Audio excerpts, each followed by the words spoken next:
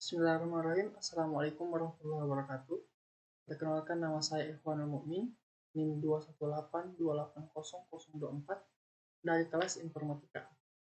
Pada kesempatan kali ini, saya akan mempresentasikan proposal penelitian saya sebagai tugas akhir mata kuliah Tata Tulis Ilmiah dan Presentasi yang berjudul Sistem Pendukung Keputusan untuk menentukan pemain terbaik dalam satu musim kompetisi sepak bola dengan menggunakan metode simple additive.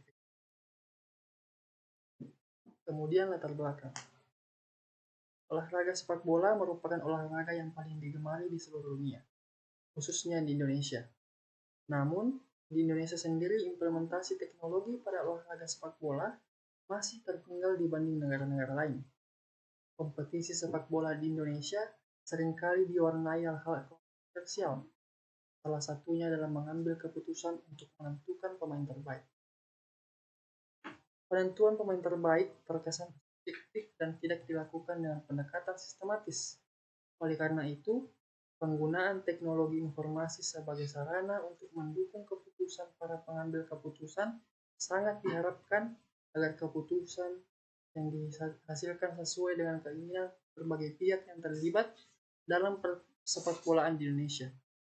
Terkait dengan permasalahan tersebut, penelitian ini berfokus pada pembangunan sistem pendukung keputusan untuk menentukan pemain terbaik menggunakan metode simple additive. Kemudian rumusan masalah. Adapun rumusan masalah dalam penelitian ini, yang pertama, bagaimana cara menentukan pemain terbaik dalam satu musim kompetisi sepak bola. Yang kedua, bagaimana proses menentukan pemain terbaik dalam satu musim kompetisi sepak bola. Dan yang ketiga, bagaimana membuat aplikasi untuk memilih pemain sepak bola terbaik menggunakan metode simple additive. Kemudian masuk ke kajian teori. Pertama, sistem penunjang keputusan. Sistem penunjang keputusan atau decision support system adalah bagian dari sistem informasi berbasis komputer yang dipakai untuk mendukung pengambilan keputusan dalam suatu organisasi atau perusahaan. Dapat juga dikatakan sebagai sistem komputer yang mengolah data menjadi informasi untuk mengambil keputusan dari masalah semi terstruktur dan spesifik. Menurut Moore dan Cheng, sistem penunjang keputusan dapat digambarkan sebagai sistem yang berkemampuan mendukung analisis ADHOC data dan pemodelan keputusan, berorientasi keputusan, orientasi perencanaan masa depan, dan digunakan pada saat-saat tidak biasa. Kemudian yang kedua, metode simple additive atau disingkat SAW. Metode simple additive ini dikenal dengan istilah metode penjumlahan terbobot. Konsep dasar pada metode SAW adalah mencari penjumlahan terbobot dari rating kinerja pada setiap alternatif di semua atribut. Metode SAW membutuhkan proses normalisasi matriks keputusan atau X ke suatu skala yang dapat diperbandingkan dengan semua rating alternatif yang ada.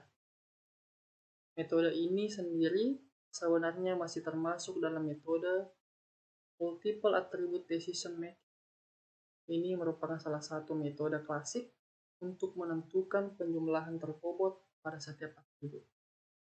Dengan sistem perankingan seperti ini, diharapkan penilaian akan lebih akurat karena berdasarkan pada nilai kriteria dan bobot yang telah ditetapkan sebelumnya, sehingga nantinya akan diperoleh hasil yang lebih akurat. Kemudian yang ketiga, pemain terbaik. Pemain terbaik merupakan penghargaan yang diberikan kepada pemain yang performanya paling baik dari yang terbaik. Semua itu dilihat dari fair play, kemampuan individu, dan kontribusi untuk tim. Dari ketiga aspek tersebut, kemudian akan ditentukan kriteria sebagai penilaian untuk menentukan pemain terbaik. Kemudian yang keempat, sepak bola. Sepak bola adalah permainan yang dilakukan oleh dua tim berbeda dengan komposisi pemain yang berada di lapangan sebanyak 11 orang, di mana masing-masing tim berupaya untuk menang dan mencetak gol ke gawang lawan. Permainan sepak bola melibatkan pergerakan unsur fisik mental, motorik kasar, dan motorik halus, serta dibangun dengan kekuatan tim yang solid. Pergerakan semua unsur tersebut dilakukan untuk menjaga pergerakan bola tetap dinamis dan melewati garis gawang.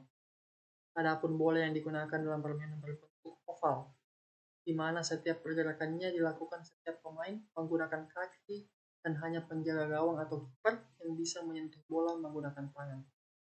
Momen dan peristiwa dari pertandingan sepak bola memang memberikan kesan yang tidak terlupakan dan selalu menarik perhatian untuk melihat gerakannya dan menggerakannya. Tidak salah, sepak bola menjadi salah satu olahraga favorit di dunia. Olahraga yang dimainkan oleh 250 juta orang lebih dari 200 negara juga berkomitmen untuk menjadikan olahraga yang wajib dimiliki, sehingga banyak supporter dan juga keluarga yang berkomitmen untuk tidak melewatkan pertandingan sepak bola baik liga profesional maupun liga amatir. Kemudian kita masuk ke jenis penelitian. Jenis penelitian yang digunakan adalah metode kualitatif, yang dimana penelitian ini berlandaskan pada filsafat positivisme, digunakan untuk meneliti pada kondisi objek yang alamiah, di mana peneliti adalah sebagai instrumen kunci. Pengambilan sampel sumber data dilakukan secara kursif dan snowball. Adapun lokasi dan waktu dan lokasi disesuaikan tergantung situasi dan kondisi. Kemudian alat dan bahan. Untuk perangkat keras yang digunakan untuk mengembangkan dan menguji, yang pertama smartphone Realme 5i dengan spesifikasi Android versi 10, versi kernel 4.14.117. Kemudian laptop Acer dengan spesifikasi prosesor Intel Inside, hard disk 500 GB, dan memori 4 GB. Adapun software yang digunakan dalam aplikasi ini, pertama sistem operasi Windows 10 64 bit dan Android Studio. Kemudian untuk teknik analisis data terbagi jadi dua. Yang pertama, analisis permasalahan. Kompetisi sepak bola di Indonesia seringkali diwarnai hal-hal kontroversial. Salah satunya ketika penyelenggara kompetisi tidak sesuai dalam mengambil keputusan untuk menentukan pemain terbaik. Pengambilan keputusan dalam melakukan penilaian pemain terbaik ini masih dilakukan dengan cara manual dan berdasarkan subjektivitas, karena belum menggunakan sistem serta metode sebagai dasar penilaian pemain terbaik. Kemudian yang kedua, analisis kriteria dan penilaian. Penyelenggara kompetisi mempunyai 3 aspek sebagai acuan untuk menentukan pemain terbaik, yaitu aspek fair play, kemudian individu, dan kontribusi pada tim. Dari ketiga aspek tersebut, kemudian akan ditentukan kriteria-kriteria sebagai penilaian untuk menentukan pemain terbaik. Ada 9 kriteria yang dijadikan penilaian. Dari 9 kriteria tersebut akan dikategorikan sesuai dengan posisi pemain.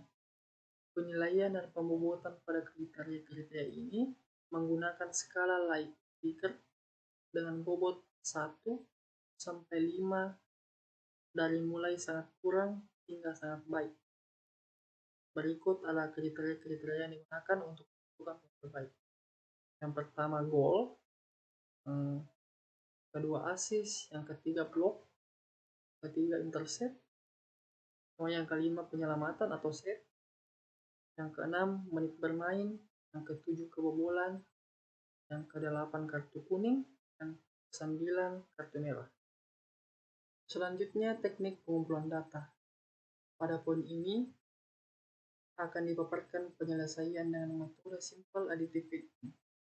Penulis hanya mencari pemain terbaik pada posisi penyerang saja, karena langkah penyelesaian dan rumus perhitungannya tidak berbeda pada setiap posisi pemain. Sesuai dengan yang telah dipaparkan pada landasan teori bab 2, algoritma tahapan penyelesaian metode SAW yaitu sebagai berikut.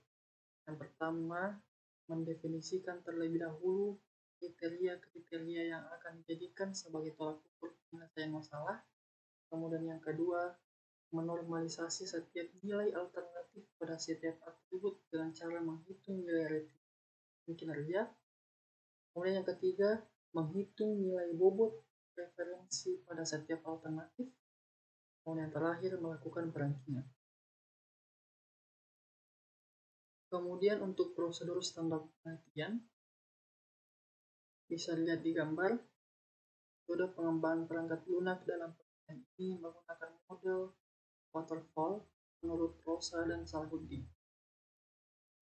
Yang pertama, analisis kebutuhan perangkat lunak.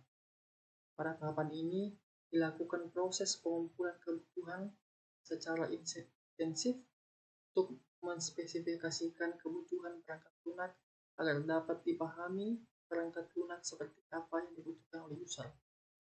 Kemudian yang kedua, desain. Desain perangkat lunak merupakan proses multi-langkah yang fokus pada desain pembuatan program lunak, struktur data, arsitektur perangkat lunak, representasi antarmuka, dan prosedur pengujian.